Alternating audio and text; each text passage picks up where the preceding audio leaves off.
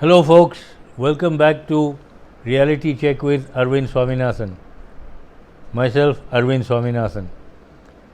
First, thank you very much indeed for all your love and for all those who viewed my last video on the Kashmir files. This one comes directly as a part of that one, but not quite, because it goes a little further.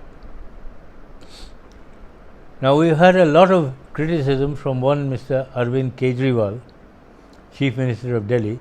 Why is the Prime Minister of India canvassing for this movie, The Kashmir Files?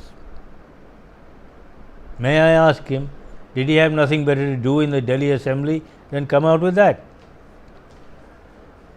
I mean, a long speech on this. May I ask, has he thought about the Kashmir files? How many people in this country knew what happened in Kashmir during 1989-1991 until that film was released? Nobody. I know I was in Delhi from 1987 to date. Not a word appeared in the newspapers, not one word was heard in any of the news channels. So who knew? And if people in Delhi didn't know, how did the rest of the country know? How else is anybody going to tell people what happened in Kashmir without seeing that movie? Because that comes out with the stark reality of what was Kashmir. Plus, why was nobody in the country able to do anything at all about it? Why? You remember Article 370 and Article 35A? Do you remember those? Thanks to those two, nothing could be done by the central government to even enter Kashmir, let alone do something about it. And those refugees are still languishing in camps in Delhi, around Delhi, and a few other places probably. Now, what does this particular movie teach us? It's not just the fact that the movie was made, but what does it teach us? Once Farooq Abdullah had set the stage by first releasing terrorists, helping them across the border, coming back and so on, making sure that the police had been properly briefed. They should always look the other way and not register any FIRs. It made it easy for him to say, it never happened. Where are the FIRs? In addition to all that, when he came back in 1997, he brought in another act, the Registration of Kashmiri Migrants Properties Act, where all the properties left behind by the people who had been driven out of the valley was registered. In 2001, the Roshni Act came in. This property, which was registered, could now be sold off to anybody by the government of Jammu and Kashmir at whatever price they chose. Many of these properties were sold off for 100 rupees. How did they expect to get enough money for a hydel project? Right? Now then, this was a classic example of collusion between the government, the terrorists, and the law and order machinery, which went AWOL or AWOL, absent without leave. Once they had been trained not to register FIRs, whatever property was left behind and then registered under the Kashmiri Migrants Properties Registration Act, nobody could do anything about it. Because without an FIR, no death certificate is available, so that the next of kin could not take it over. So, Mr. Kejriwal, what could anybody do, whether it was VP Singh, whether it was Narasimha Rao, or even Rajiv Gandhi for that matter, who unfortunately wasn't there at the time? Now we go along a little further from that. Is a classic example of total failure of any form of government and any form of law and order, because they had been instructed to look the other way. Now, Mr. Kejriwal, do you expect Delhi and Punjab and the rest of this country to go the same way? Don't you think people should know about what happened so that they can try and take some measures to ensure it doesn't happen again? Now we come along to you, Mr. Kejriwal, and your freebies. Not just for Delhi, but now also for Punjab. Punjab, for instance, is already heavily in debt to the tune of something like 3 lakh crores. You know what it would cost just for electricity subsidies for 1 year? Almost 11,000 crores. Where are you going to get it from? Particularly when your state is already in debt. I mean, what you are proposing is the sort of technique people use to capture wild boars in the wild. You put free food somewhere, they get used to it, they keep coming there. Then you put up one wall, they balk a little, but then they come back. After a while, you put up a second wall. Same thing happens, they come back. Then you put up a third wall. When they get used to it, you put up a fourth wall with an open gate. And one day, fine day, when all the whole herd goes in, you slam the gate shut. Those pigs, as you call it, are us people. And who are the herders? The Bangladeshis and Rohingyas you get in from outside. Who, from my taxpayers' tax money, get free food, free water, free electricity, and booze at less than half price. What more do they want? And at night, they go in for thuggery, murder, robbery, theft, dacoity. These are the people you're filling the place with. Quite apart from anything else, Mr. Kejriwal, please remember one thing. Probably 90% of them, whether they're Bangladeshis or Rohingyas, are illegal migrants. To make them welcome here in and around Delhi in pockets is a criminal offence, because you are aiding and abetting something which you know is wrong. That makes you as guilty as if you had helped them over the border and brought them here. Please remember that. This is in law. Not something that I'm ranting about, but being an accessory during or after the effect or before the effect is as if you were guilty of having brought them in yourself. That is a criminal offence, and you should be behind bars. From there on, let's take up something else. Where was the greatest amount of stone throwing or stone pelting? Jammu and Kashmir. However, the day demonetization came in, that stopped. Which means obviously somebody was paying them to throw stones or getting degrees in stone pelting. What is the result of that? Because nothing was ever done to the miscreants. There was no recrimination, not really. They were let off with a little, no, you mustn't do that again. Result, wherever there have been demonstrations, stone pelting is a standard feature. Whether it was Khargone, Karoli,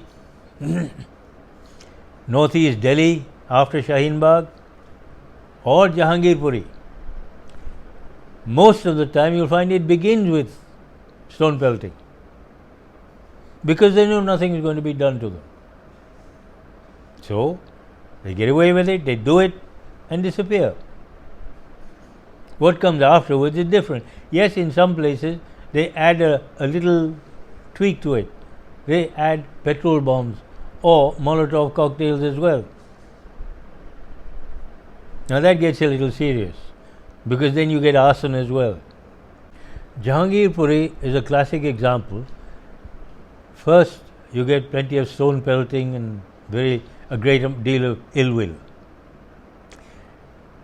And this is a classic example because what began is one thing, something else got added to it, and then what happened in the law courts is something we can't imagine. You see, the day after, the municipal corporation got busy and started demolishing encroachments. And you could see half the road had been encroached upon. And things like this. People had to walk in the middle of the road. Cars couldn't get by. What do you expect them to do? Something had to be done. Now let's see what happened there. 9 o'clock the bulldozers arrived. 10 o'clock there was a whole team of lawyers at the doors of the Supreme Court waiting for court proceedings to begin. 10:30 court proceedings began. 11 o'clock a stay order was granted. Now somebody who owns or whose husband owns one of the news channels got a copy of this order and rushed to the spot. Why? And then she has the cheek to say they continued bulldozing even though they knew there was a stay order. They'd seen the stay order. Now maybe she doesn't understand, one, who is she? Is she a court official or a court bailiff? Is she a policewoman? Is she a member of the municipal corporation? No. So is she the authorized person to inform the people operating the bulldozers? No. So why is she making such a song and dance about it? The correct procedure is either the court sends a court bailiff to do it, or through the police sends a notice to the MCD, meaning the corporation, who then tell them to stop. So, Mrs. Karat, who are you? Are you any of the above? Authorized person, MCD official, policewoman, or court bailiff? So why are you creating such a song and dance? The orders got there, bulldozing stopped. Now we come to the other point. Mrs. Karat, you keep saying these poor people were being bulldozed. You call them poor? How? Whom have they hired to whom have they retained to represent them? Mr. Kapil Sibal? I mean, this man, it was heard in the different circles, he charges for one court appearance 1 crore rupees minimum. If they can hire him or afford to retain him, are they poor people? I can't afford it. I am not exactly poor. Touch wood, I hope I stay as I am today. But I can't afford it. And you call them poor? Now the other thing is, if they are not doing it, some organization is doing it, who is it? We have heard it's people like the Jaish-e-Ulema, the same people who are representing the 38 people in Gujarat who were sentenced to death for something which happened in 2008 when they were trying to assassinate the then Chief Minister of Gujarat, one Mr. I think you've heard of him, Narendra Modi, who is now the Prime Minister of India. The same organization? Now, where do they get their money from? Because these lawyers are not cheap, believe me.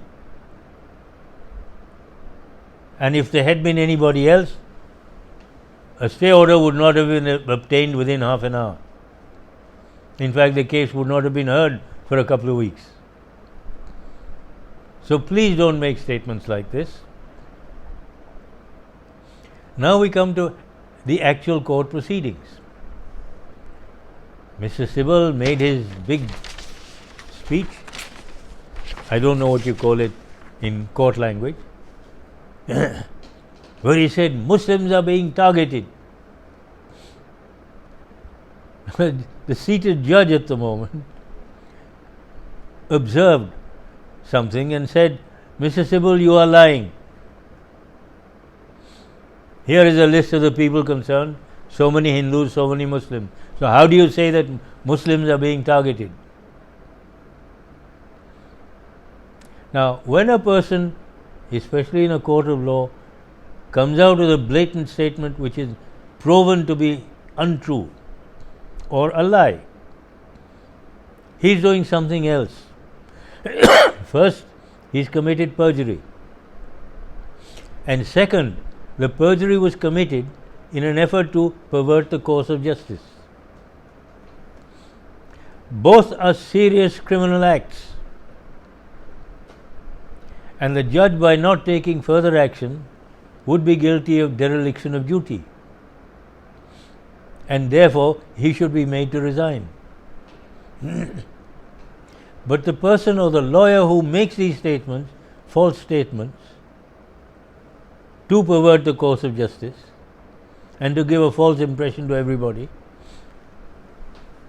being guilty of both perjury and attempting to pervert the course of justice, should have been taken into custody and put in charge either the same day or the very next day, because he has committed this in open court. There is no question of circumstances or circumstantial evidence. He has done it. And he should have been found guilty, there are certain other penalties. One, his license to practice law should have been revoked with immediate effect. And two, remember, Mr. Sibal was formerly a cabinet minister in the UPA government. He may actually have been the law minister. When such a person commits this, should he be allowed to become a minister again? Now you see, by not taking any action, what has the judge done? He has sent a clear message to every court, every lawyer, every judge throughout this country. You are free to lie, to bear false witness, to bring false witnesses, to twist everything around, and using any means possible. You are now free to lie, cheat, do anything to win your case. Well, folks, I think you've heard enough for today. Think it over, food for thought, and please remember these are my personal opinions as I see it. First, listening to all the things in the news channels and so on. Now, if I'm right, okay, I'm right. If I'm wrong, please try and understand. Please let me have your comments,